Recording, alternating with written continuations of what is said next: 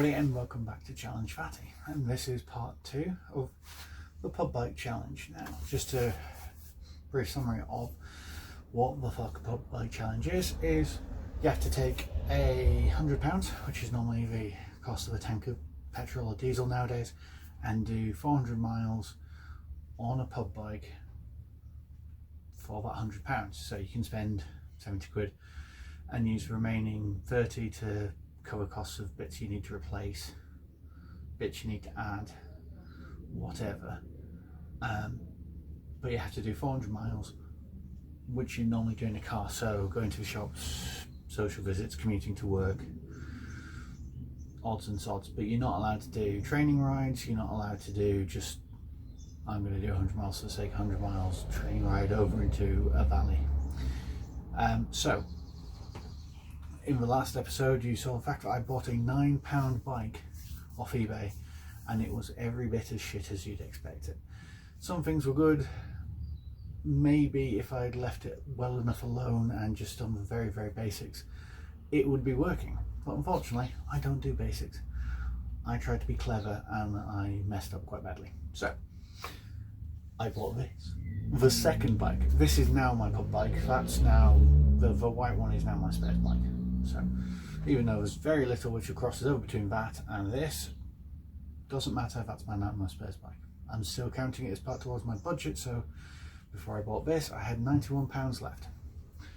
I now have £71 left because this 2003 GT Aggressor 2, that's the important bit, it's an Aggressor 2,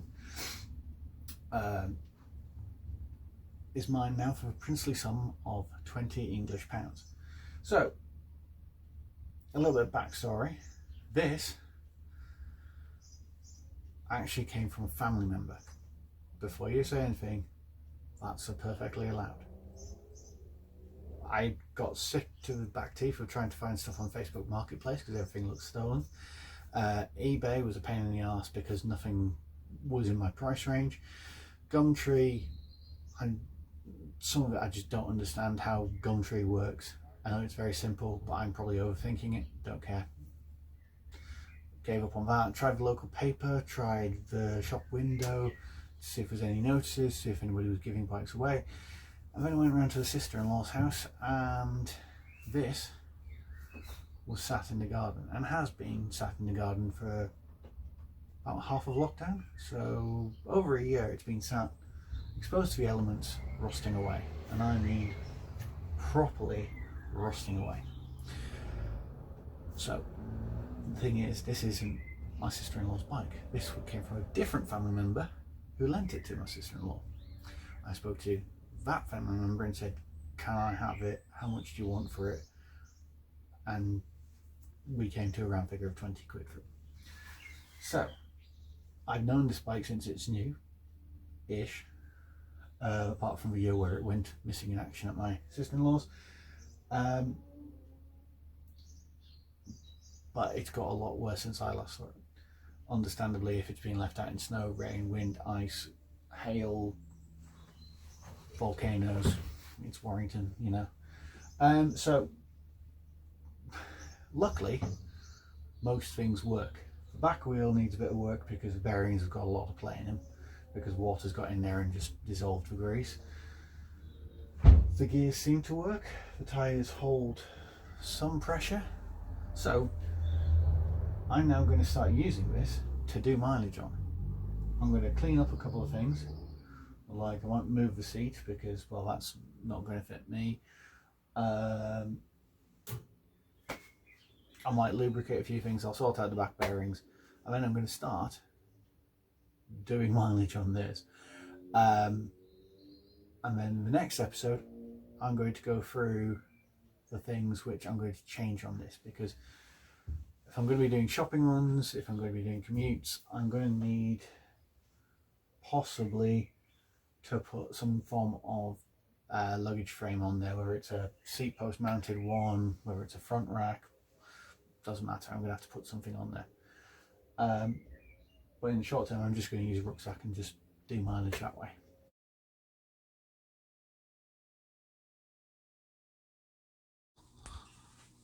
Hello everybody and welcome back to Challenge Fatty and welcome back to the shed.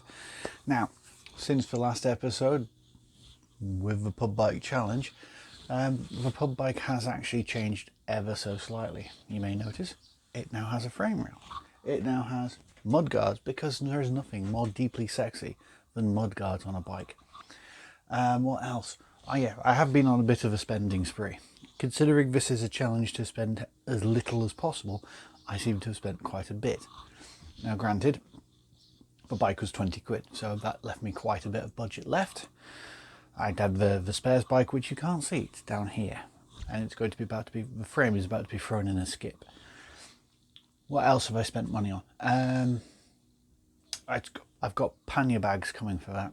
I borrowed a friend's pannier bag to do my first pub bike challenge ride, which was to the shops, to make sure that I could actually do a shopping trip on a bike and not injure myself, injure humanity, kill anybody, you know, the usual basics that you have to go through.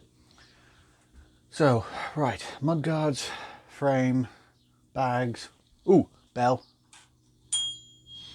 I bought myself a bell because the amount of people who, when you're going along a cycle path and there's people walking the dogs, who get very annoyed at you when you come up behind them, even when you're shouting, excuse me, or on your left, or whatever you want to say to them.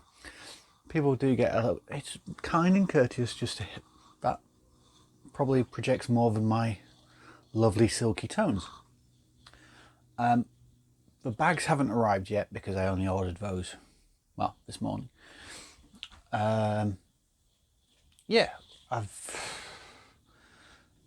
just started to use the bike now, so it's now an actual physical exercise now. So let's cut to, first of all, some shots of me riding the bike, and then maybe I'll do some really bad animation on PowerPoint or something to go through the costs so far. See you in the next episode.